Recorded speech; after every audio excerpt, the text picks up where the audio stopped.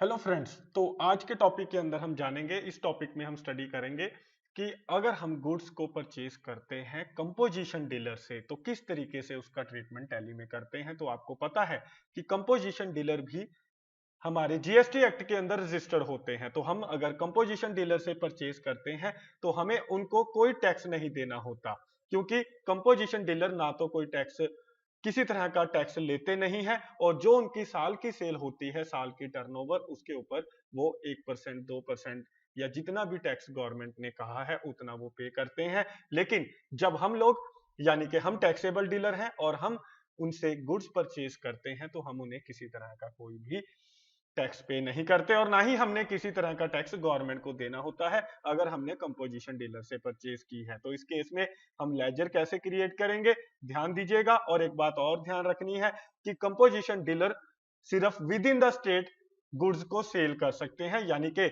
हम composition dealer से purchase अपनी ही स्टेट के अंदर अंदर करते हैं। जैसे हमने लोकल, आप इसमें लोकल परचेज हमें लिखने की जरूरत नहीं, क्योंकि हम दूसरी स्टेट से गुड्स इनसे नहीं परचेज कर सकते, क्योंकि ये जो पर्सन है अपनी ही स्टेट के अंदर अंदर गुड्स बेचते हैं। तो अगर हमने कंपोजिशन पर्सन से गुड्स खरीदी है तो हम परचेज फ्रॉम कंपोजिशन डीलर ये अकाउंट खोलेंगे,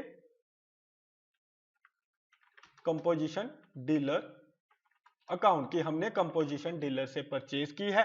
चाहे आपने टैक्सेबल गुड्स खरीदी हैं, चाहे नीले रेट की खरीदी हैं, चाहे एग्जम्प्टेड खरीदी हैं, तो उनके लिए यही एक अकाउंट हम यूज करेंगे कि जब हम कंपोजिशन डीलर से गुड्स परचेज करते हैं तो हम purchase from composition dealer account खोलेंगे। चाहे टैक्सेबल चाहे नॉन टैक्सेबल हो, चाहे वो एग्जम्प्टेड गुड्स हो चाहे नील रेट गुड्स हो, तो इसी के अंदर डालेंगे और हम ये परचेज के अंदर ओपन करेंगे। ये आपने ध्यान रखना है। तो बहुत ही इंपॉर्टेंट बात मैंने आपको बताई कि आपने परचेज करते हुए कंपोजिशन डीलर से एक ही अकाउंट ओपन करना है। इस GST applicable applicable set alter GST detail आपने यस करना है, क्लासिफिकेशन आपने अनडिफाइंड देना है, और नेचर ऑफ ट्रांजैक्शन के अंदर आप यहाँ पे सिलेक्ट करोगे परचेज फ्रॉम कंपोजिशन डीलर, कि हमने परचेज फ्रॉम ये जो गुड्स खरीदी हैं कंपोजिशन डीलर से खरीदी हैं। चाहे आप टैक्सेबल गुड्स खरीदो, चाहे नील रेट की गुड्स, चाहे सभी के लिए अलग अलग अकाउंट बनाओ। अगर आप अलग अलग अकाउंट भी बनाते हो,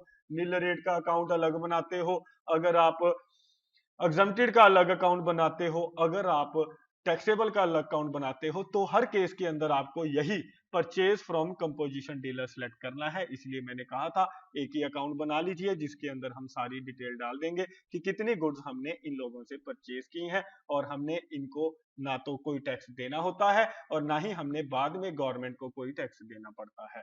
ये आपने ध्यान रखनी है बात। और यहाँ पे हम सिलेक्ट करेंगे अननोन, कि हम जो इनसे गुड्स परचेज करेंगे वो एग्जम्प्टेड भी हो सकती हैं, नील रेट की भी हो सकती हैं और टैक्सेबल की भी हो सकती हैं, क्योंकि हमने सभी के लिए एक ही अकाउंट बनाया है। और अगर आपने अलग अलग बनाए हैं, तो अगर आप एग्जम्प्टेड बना रहे हो अकाउंट कंपोजिट डीलर से जो परचेज की है, तो एग्जम्प्टेड सेलेक्ट कर लीजिए, नील रेट सेलेक्ट कर लीजिए, टैक्सेबल सेलेक्ट कर लीजिए। तो हम अननोन सेलेक्ट कर लेते हैं और उसके बाद सप्लाई टाइप आपने गुड्स सेलेक्ट करना है। तो मेरे ख्याल से आपको समझ में आया कि कैसे हम ये अकाउंट बनाते हैं। और क्रेडिटर अकाउंट बना लेते हैं कि हमने सुनील ट्रेडिंग कंपनी है जो एक कंपोजिशन डीलर है जिससे हमने गुड्स परचेज की है, सन्ड्री क्रेडिटर के अंदर इसको हम ओपन करेंगे।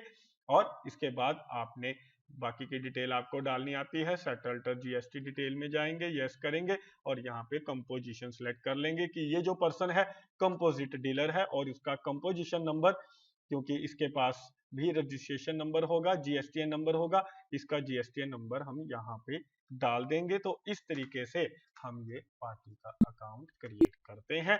तो बहुत ही आसान कॉन्सेप्ट है। इसके बाद आपने करना क्या है, अकाउंटिंग वाउचर के अंदर जाना है और परचेज किया है हमने उससे, तो यहाँ पे हम परचेज की एंट्री डाल देते हैं। 2 जुलाई की एंट्री है मान लेते हैं, जिस दिन, यानी कि उसने परचेज बिल जिस दिन दिया हमें, या जो परचेज बिल के ऊपर डेट होती है वो डेट हम डालेंगे। और उसके बाद पार्टी यहाँ पे सुनील ट्रेडिंग, सिलेक्ट करेंगे और उसके बाद यहाँ पे हम वो कंपोजिशन डीलर है, कंपोजिशन डीलर सिलेक्ट कर लेंगे और उसके बाद यहाँ से हमने सिलेक्ट कर लेना है कि कौन सा परचेज अकाउंट है।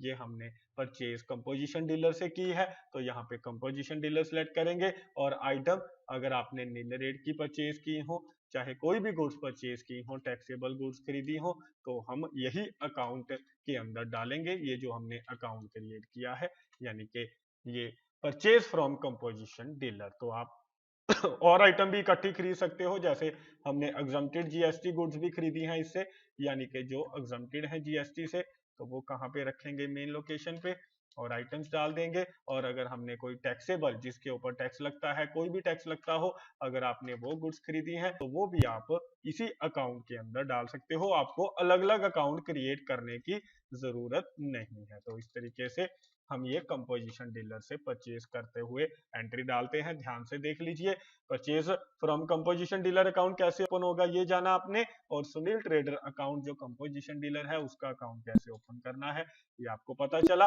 और अगर आप इसकी डिटेल देखना चाहते हो जीएसटीआर 2 में, कहां पे हमें दिखाई देगी, ये स्टैच्यूटरी रिपोर्ट में आपने जाना है, जीएसटी के अंदर जीएसटीआर 2 आप खोलोगे और यहाँ पे ये नील रेट की इनवॉइस है, क्योंकि जितनी भी हम गुड्स परचेज करते हैं इस कंपोजिशन डीलर से हमने उनको कोई टैक्स नहीं देना होता, और जितनी भी हमारी परचेज होती हैं जो बिना टैक्स के होती हैं, बिना जीएसटी के होती हैं, वो हमें इसी नील रेट इनवॉइस में दिखाई देती हैं। तो ये देख सकते हो यहाँ पे ये एंड में ऑप्शन पड़ी है कंपोजिशन डीलर परचेज। तो जितनी भी आप गुड्स कंपोजिशन डीलर से खरीदोगे, कोई भी हो, चाहे नील रेट की हो, एग्जम्प्टेड हो, चाहे वो टैक्सेबल हो, तो वो यहीं पे आपको नजर आएंगी। तो इस तरीके से हम यहाँ पे देख सकते हैं डिटेल जीएसटीआर 2 में नील रेट ये इनवॉइसिस के अंदर। तो यहाँ पे मेरे ख्याल से आपको पूरा कॉन्सेप्ट यहाँ तक का क्लियर हो गया है, समझ में आ गया है यहाँ तक। तो बाकी की डिस्कशन जो और टॉपिक है वो आप हमारी अगले आने वाले वीडियोस में देखते रहिए। तो ये टॉपिक यहीं तक रहेगा।